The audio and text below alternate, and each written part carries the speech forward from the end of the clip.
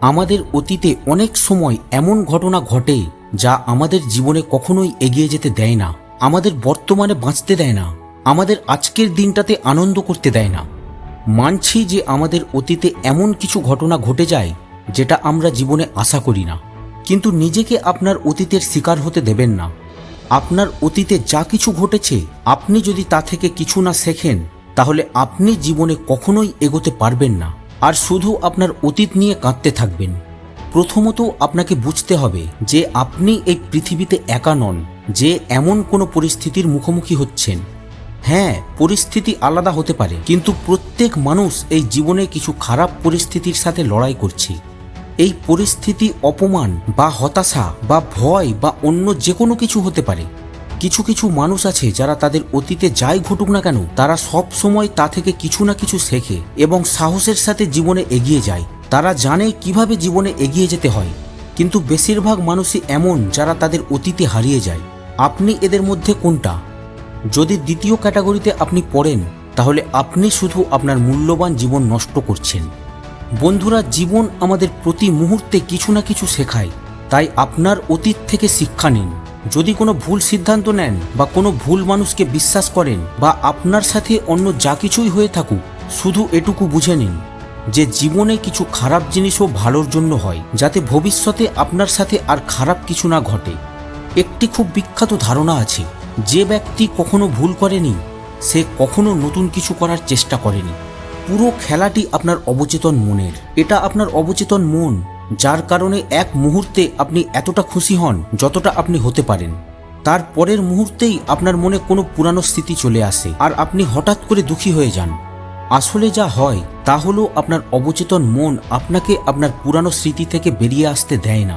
এটা আপনাকে এগিয়ে যেতে বাধা দেয় আর আপনার আজকের দিনেও এফেক্ট ফেলে। এখানে প্রয়োজন আপনার মাইন্ডকে রিপ্রোগ্রাম করা। এর জন্য আপনাকে পুরানো জিনিসগুলোকে পুরানোই মনে করে এগিয়ে যেতে হবে। আপনার বাড়ির কোনো পুরাতন জামাকাপড় ছিঁড়ে গেলে বা নষ্ট হয়ে গেলে আপনি কি সেই খারাপ জামাকাপড় পরে বাড়িতে কি বাইরে ঘোরাফেরা করেন? করেন না, তাই না? কারণ আপনি জানেন যে আপনি যদি ওই জামা পরে বাইরে ঘোরাঘুরি করেন তবে লোকেরা আপনাকে নিয়ে ঠাট্টা করবে। সেই জামা পরার আগে এই সব কথা আপনার মাথায় আসবে আর শেষ পর্যন্ত আপনি সিদ্ধান্ত নেবেন যে এই জামাটা পরা আপনার জন্য ভালো নয়, কারণ এটা নষ্ট হয়ে গেছে। তাহলে সেই জিনিস আপনি আপনার অতীতের সাথে কেন করেন না?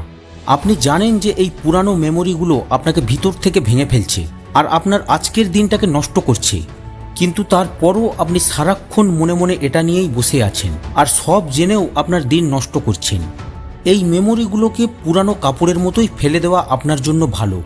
যত তাড়াতাড়ি আপনি এটা বুঝবেন ততই আপনার জন্য বেটার, কারণ এই মেমোরিগুলো যদি আরও আগলে রাখেন তাহলে শুধুমাত্র আপনারই ক্ষতি হবে। এখন জানা যাক আপনি কিভাবে এটা করবেন আর কিভাবে এই মেমোরিগুলো ভুলবেন। এই কাজগুলো একবার চেষ্টা করে দেখুন, এটা অবশ্যই আপনাকে এগিয়ে যেতে সাহায্য করবে। নিজের জন্য অন্যকে ক্ষমা করতে শিখুন। এর জন্য প্রথমে আপনাকে সেই সিচুয়েশন নিয়ে ঠান্ডা মাথায় বসে ভাবতে হবে যা মনে পড়লেই আপনার খারাপ লাগে। সেই সিচুয়েশন মনে করার পর আপনাকে শুধু একটি প্রশ্ন করতে হবে নিজেকে, এই পুরো ঘটনাটি আমাকে কি শিখিয়েছে? হতে পারে কেউ আপনার সাথে খুব খারাপ কিছু করেছে, যাই হোক না কেন তাদের ক্ষমা করুন আর জীবনে এগিয়ে যান। যতদিন মানুষকে ক্ষমা করতে না শিখবেন ততদিন আপনি তাদের ভুলগুলো মাথার মধ্যে গেঁথে রাখবেন আর তাদের দোষ দিতে থাকবেন। হ্যাঁ, সেই মানুষটির দোষ থাকতে পারে, কিন্তু তার শাস্তি যখন পাবার সে পাবে, কিন্তু তার জন্য আপনি কেন আপনার দিন নষ্ট করছেন? তাই সবার আগে সেই ব্যক্তিকে ক্ষমা করতে শিখুন।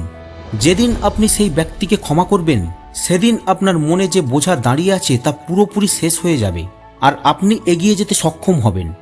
হতে পারে আপনার ক্ষমায় সেই ব্যক্তির কিচ্ছু এসে যায় না, আপনার ক্ষমা তার কাছে ইম্পর্টেন্ট নাও হতে পারে, কিন্তু সেই ক্ষমা অবশ্যই আপনার জন্য একটি তফাৎ তৈরি করবে।